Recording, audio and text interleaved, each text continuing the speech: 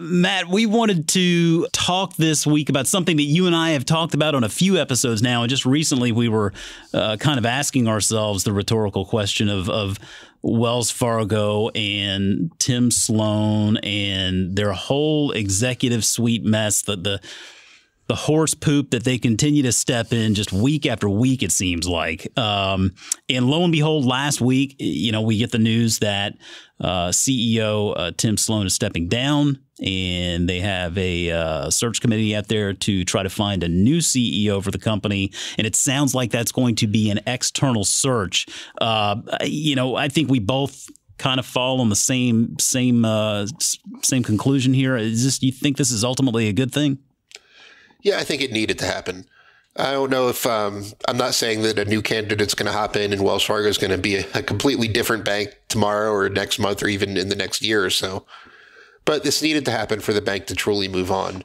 If you've been following any of the political dealings with Wells Fargo, Tim Sloan testifying in front of the Financial Services Committee, but that was pretty much everyone's biggest complaint is that he's still there.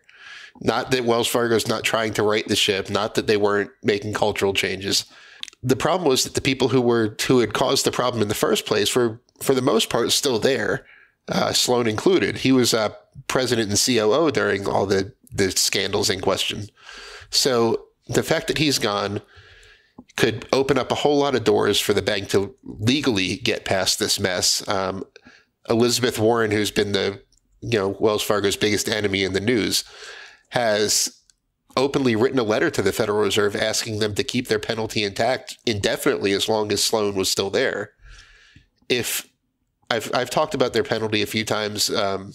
If you're not really familiar, it's that Wells can't grow past its size at the end of 2017 without the Federal Reserve lifting this penalty.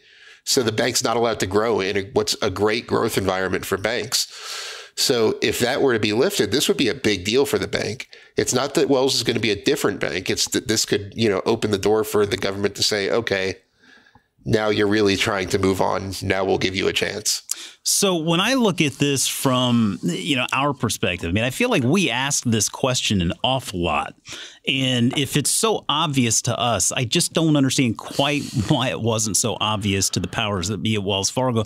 But why would you think when they were looking to fill the CEO position a little while back, given everything that had happened to that point, and given what we knew, and clearly they must have known it as well, why do you think they went with an internal hire? It just, I said before, it seems like you're going around your rear end to get to your elbow. It doesn't make sense. You're not making that's not a smart decision. You're delaying the inevitable. Why do you feel like they would go with an internal hire as opposed to just immediately going external and really trying to nip this thing in the bud?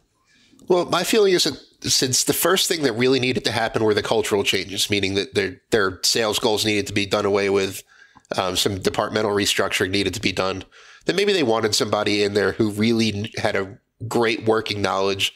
Because, Sloan had been there since the 80s. So maybe somebody with a really good working knowledge of how the bank's different parts work together would have made that process a little more efficient. And to be fair, the cultural changes and some restructuring and that happened pretty fast. So I'm thinking that's why they kept Sloan in there as long as they did, because for that phase of the getting past all this, they really needed somebody who knew the bank really well. How long do you think it takes before they get a new CEO in there? This has got to be something that happens fairly quickly, right? I think when we were looking at Square, for example, and they were trying to bring a new CFO in, we thought that probably wouldn't take all that long, and it really didn't. I would have to imagine there's a short list of candidates already, right? I would be shocked if it didn't happen by the end of the second quarter. Okay. Like I said, Wells Fargo's number one priority should be to get these penalties lifted and be able to really move on. And that's not going to happen until they put a new CEO in there. So I think they're going to make this they're going to really try to expedite this process.